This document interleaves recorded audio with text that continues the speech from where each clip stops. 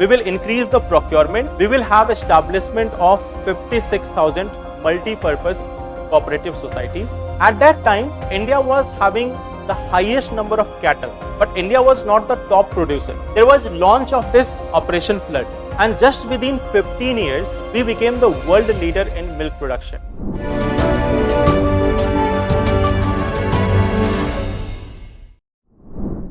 What actually has been promised? Increase milk procurement of dairy cooperatives by 50% over next 5 years. Okay. That is one thing, not increasing milk production. It is increasing milk procurement. Okay. So there has been nothing about like what we are doing for improving the breed of our cattle. Okay. It is more about procurement. Second is establishment of 56,000 new multi-purpose dairy cooperative societies. Okay.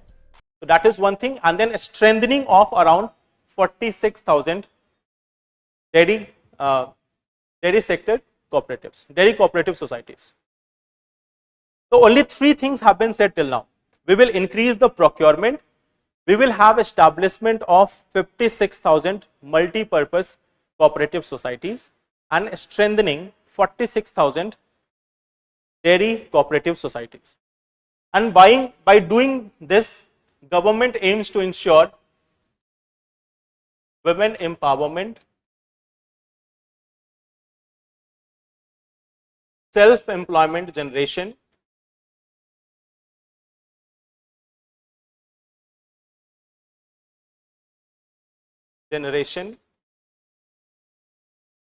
then rural economy upliftment,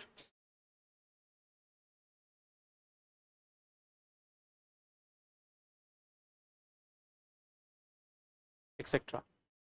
So that will be the outcome of this White Revolution 2.0. Okay. There is a story of Amul. Okay. This is one of the example of a cooperative which is now more powerful than many of the companies, many of the capitalist companies also. So Amul is one such company. Started in 1964, started as a cooperative society. Okay.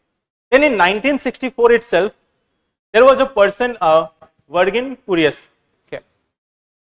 So he was responsible for this establishment of Amul, and even like National Dairy Development Board was also established under his name. Okay. So this all thing was going on in 1960s itself. At that time, India was having the highest number of cattle. Even at that time, India was having the highest number of cattle, but India was not the top producer. We were having the cattle, but the production was not good. So then what has happened that we have started improving the breeding of our cattle. And like in 1970, there was this launch of Operation Flood. Then what we can see, just let me give an example. In 1985, from 1960s, or you can say 1970s actually, from 1970, there was launch of this Operation Flood, and just within 15 years, we became the world leader in milk production. So this is one such example where you can quote that if government is really centered around something, if government is really looking to do something, what can be done within 10 to 15 years. There is two examples. One is Green Revolution also, another is White Revolution also. And then there is third revolution, that is Software Revolution also. Okay. So IT industry also. So there are three such examples that if government is willing to do something, what can be done in country. That if there is really a focus on certain thing, what can be done. So see, in 1985 itself, India has become the largest producer of milk in the world. Okay. Then, just to give an example, the daily milk production of India increased from 22 million tons in 1970 to around 70 million tons in just 1996. Right now, it is more than 120 million tons also. Okay. So, in just 15 to 20 years, we can see that the production of milk has almost increased 3 to 4 times, 3 times at least. Okay. So this is how milk production can be increased. That was first part of white revolution. How this white revolution has helped? See, like right now you can see, it is 209. In 2014 itself, it was 146 million. So from 22 million to 146 million. That is the difference in milk production in 1970s and in 2020s. We can estimate it is 10 times more. We still have the highest number of cattle in the world. At that time also we were having the highest number of cattle. But there is another part of the story. Average global production.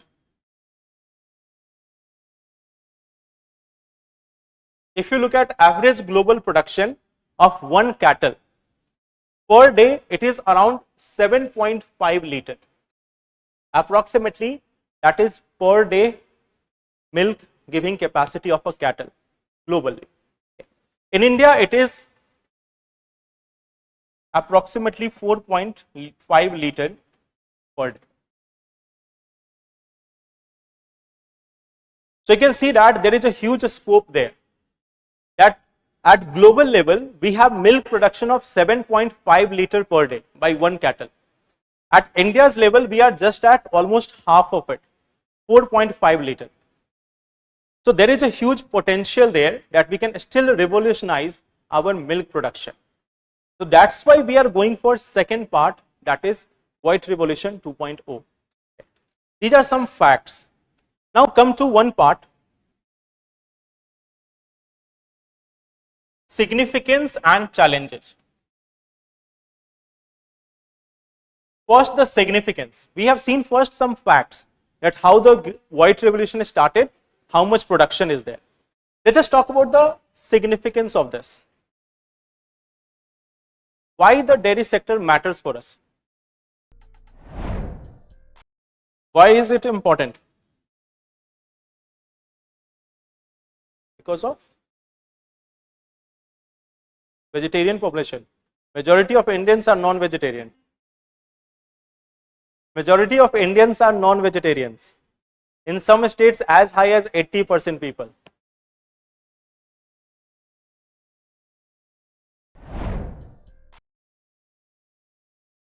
Okay, anything else?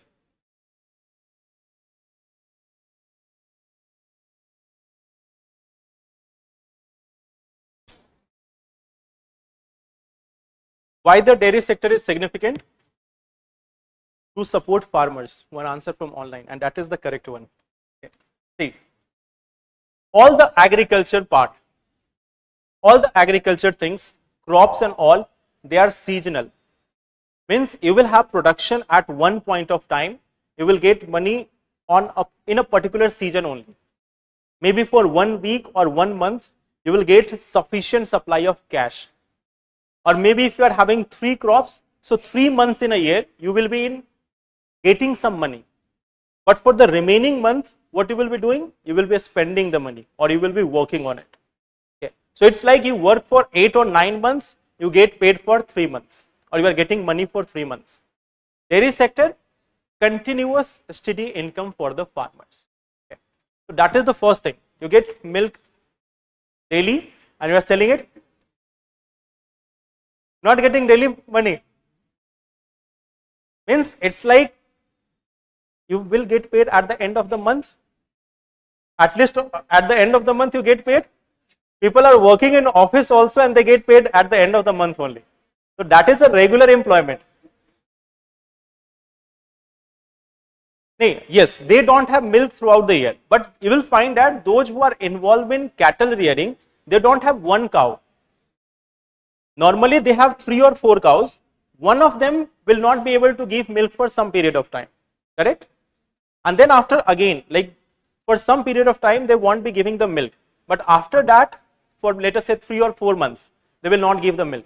But after that, they will again give milk for 6 to 7 months or 8 months. So you will find that if someone is having 3 or 4 cow, at least 2 of them or 3 of them are giving continuous milk. Okay. 3 or 4 of them are having continuous milk supply.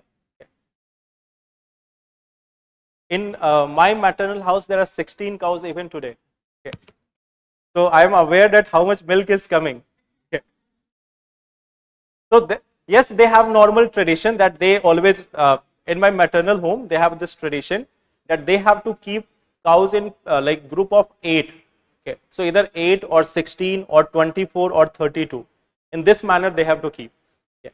So they have to keep that tradition. So normally they are having these many cows, so continuous supply of milk and all milk products. Okay. Normally this works like this. Okay. So regular and steady supply.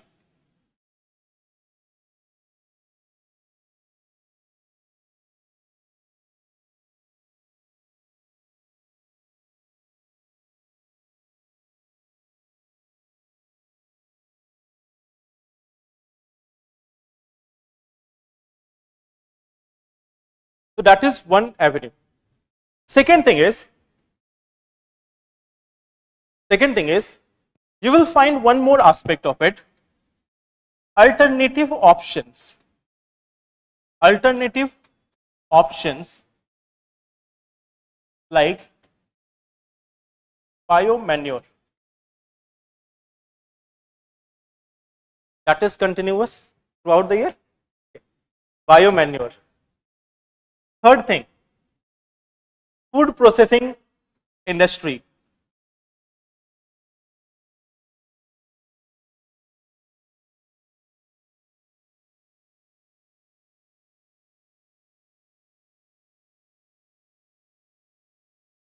Based on milk. So that is also one source where they are getting continuous alternative employment option also.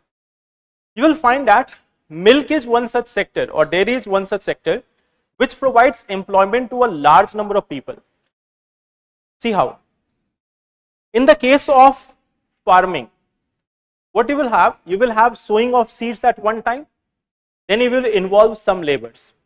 Maybe sometimes you will involve some of the labors for irrigation also, sometimes for adding fertilizer, and at the end of the season for harvesting.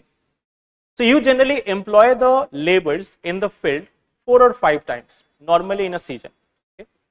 So you are generating employment for 4 or 5 days, and it's not that they are going to make millions in that one particular day. They will get the same amount of money. They get the daily wage. Okay? Most of the time they are getting daily wage and some share. Okay? This is one part. In case of dairy sector, what you will find that there will be some person who will be responsible for supplying the milk or collecting the milk from one unit, giving it to other. The other will collect more amount of milk, will send it to dairy also. There will be some of them supplying the milk to the different milk shops also. In the milk shop, there will be involvement of some people in making dishes out of it, okay, various sweets and all other things. Then there will be other persons who will be selling it. And then comes the Zomato and Swiggy delivery also. Okay. So you will find that this is one sector which has potential to give employment to many people in the same day. That's why you can see that this is one area where there is value addition at each stage, and then you will find that there is involvement of many people. There is involvement of many people in this industry. I am not just talking about one person home. You will find that if they are supplying to dairy, there is again involvement of large number. Then you have seen that these dairies are also connected with the cooperatives. Okay. Then they collect the milk. There is pasteurization of milk. Then there is repackaging of the milk. There is distribution of that milk also. There are various milk booths which are connected with that sector. So dairy sector, you can see that this is one such sector which connects multiple people and all the day. It's not about one single day or one single season. This is a continuous chain. This is a continuous chain which goes on like for the entire village also, for the entire district also. That's why Amul has emerged as one of the very large companies of the country. They are also famous for their advertisements, like that advertisement, that cartoon which is there, they're also quite famous for that. That is also quite innovative. You will find that it has one of the most innovative ads also. Okay. It is known for that also. Okay. If you have not seen Amul ads, go and see it. They have just one new ad daily. and that is very good also. Okay, it's not that people are purchasing the milk just because of that ad. They have no other options also, but then their ad is something which is very much eye catching. Okay, this is one of the thing. Food processing and employment generation.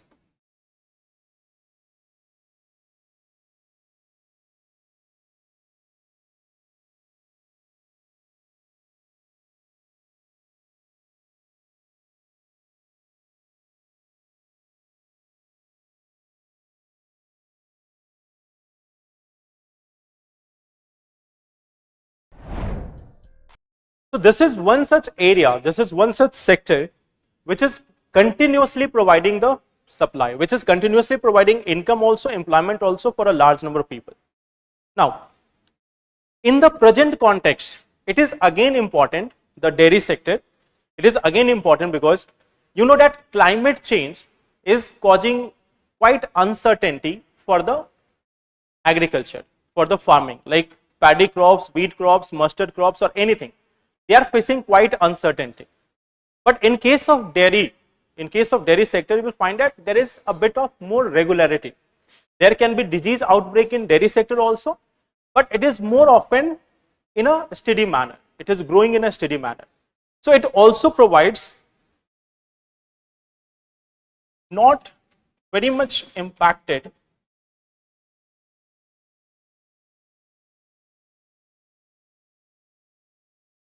due to weather or climate change. So, security of income.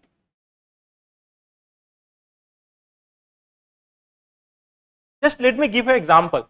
I am not talking that if tsunamis come, then what will happen. Tsunamis come, then there will be nothing left to think about it. Okay. But suppose there is huge rainfall. There is a huge rainfall. Then you will find that most of the crops are getting destroyed.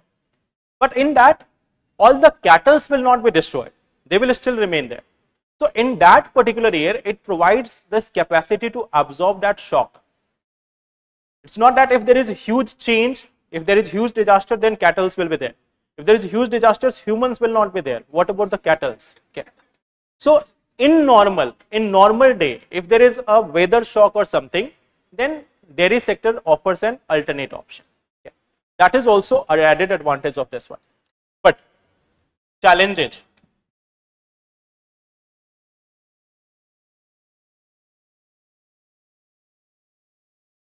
What are the challenges? Lesser productivity as compared to global levels.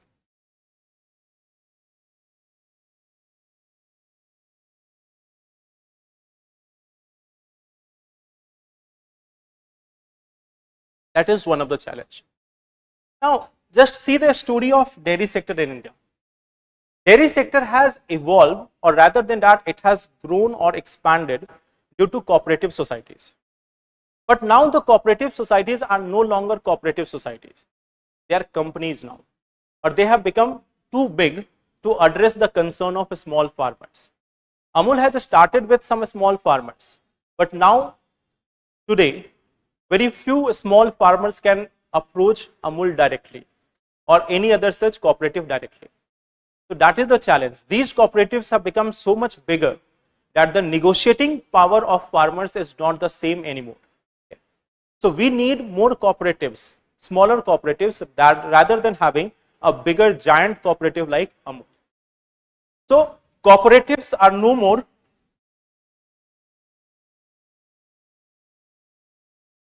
follow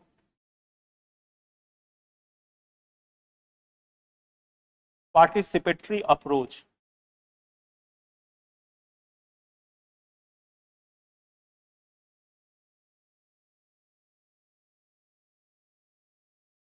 In the beginning, of course, there was this cooperation from farmers or participation of farmers. They used to decide what will be the rate and each and everything. But now it is being dictated that this will be the rate, you have to accept it. Okay. So this is one part. Third is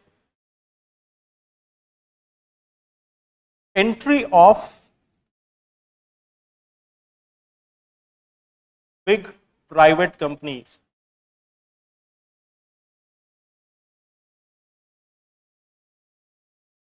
and companies leading to monopoly. So now big companies are also becoming involved in this. Nowadays you might find that the Nestle and all other companies, they are also engaging in this dairy sector. Now people are no longer interested in taja milk, they want soya milk or other milks, okay, chocolate flavored milks or other flavored milks or other different products. Okay, so normally you will find that the big companies, the big corporates, they are coming under this, they are coming in this dairy industry, and when they are coming, the incentive of farmers is decreasing, but the dairy sector is growing. So the another challenge is leading of monopoly. While the dairy sector continues to grow, the farmers are not growing. Okay. So this is one of the challenge. Growth of companies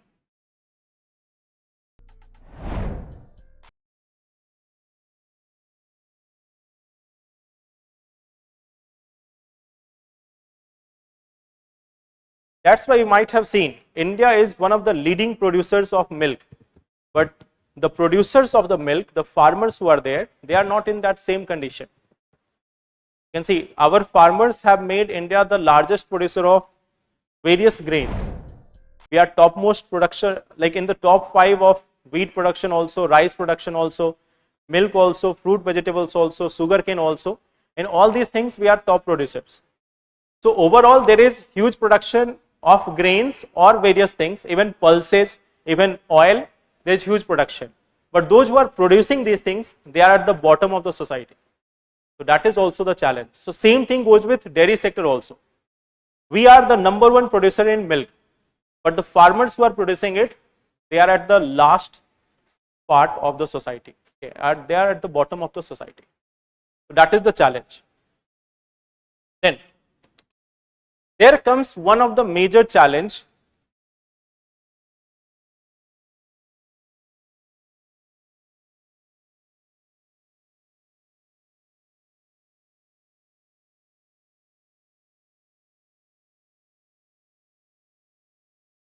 Fodder inflation and shortage. Okay. Fodder inflation has been as high as 30% annually. Like normally the inflation rates are between 4 to 6%. In case of fodder, it has been 30% year on year average. This year it is a little bit low, but still it is 16%. So even on the lower side, we have an inflation of 16%. So from there you can imagine that fodder inflation has been very high in the last 10 years. Okay. There is a shortage of almost 11 million or 10 million metric tons of 10 to 11 million metric tons of fodder. Okay. So this is according to government also, that we have shortage of around 10 to 11 million metric tons of fodder. So that is one of the challenge. Then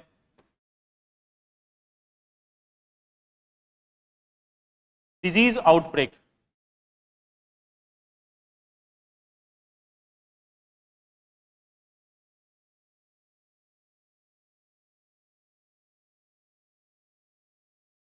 Lumpy skin disease. Okay. According to various estimates, in Uttar Pradesh itself, there has been death of 2 lakh cattle just because of lumpy skin disease. It has been said that there is death of only 10 to 15,000, but unofficial figure says that it has been more than 2 lakh. Okay. So those many cattle have died in just 1 year or 2 years. Okay. Just in 1 to 2 years, there have been death of around lakhs of cattle. So that is a challenge for the farmers. Okay. There is also foot and mouth disease.